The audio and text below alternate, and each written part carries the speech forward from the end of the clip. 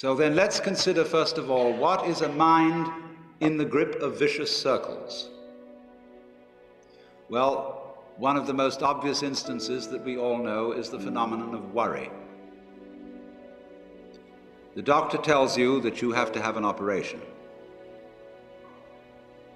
And that has been set up so that automatically everybody worries about it. But since worrying takes away your appetite and your sleep, it's not good for you. But you can't stop worrying, and therefore you get additionally worried that you are worrying.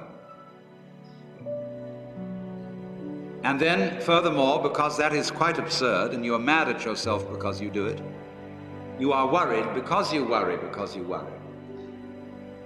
That is a vicious circle. So now, can you allow your mind to be quiet? Isn't it difficult? Because the mind seems to be like a monkey, jumping up and down and jabbering all the time. Once you've learned to think, you can't stop.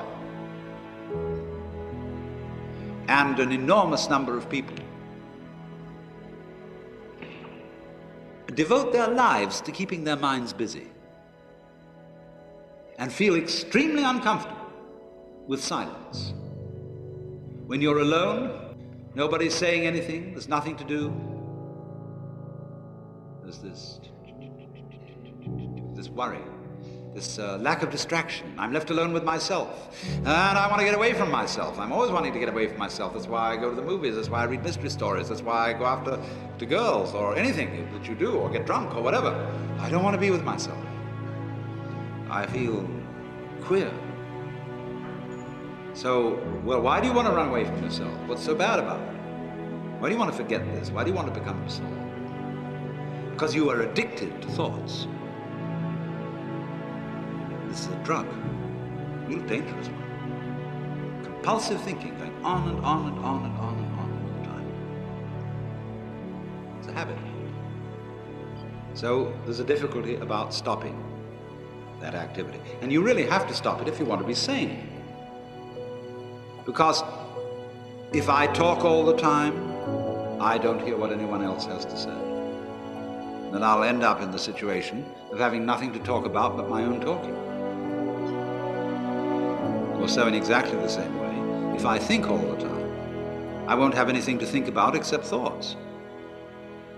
So in order to have something to think about, there are times when you simply must stop thinking. Well, how do you do that? The first rule is don't try to. Because if you do, you will be like someone trying to make rough water smooth with a flat iron. And all that will do will stir it up. So in the same way as a muddy, turbulent pool quiets itself when left alone, you have to know how to leave your mind alone. It will quiet itself.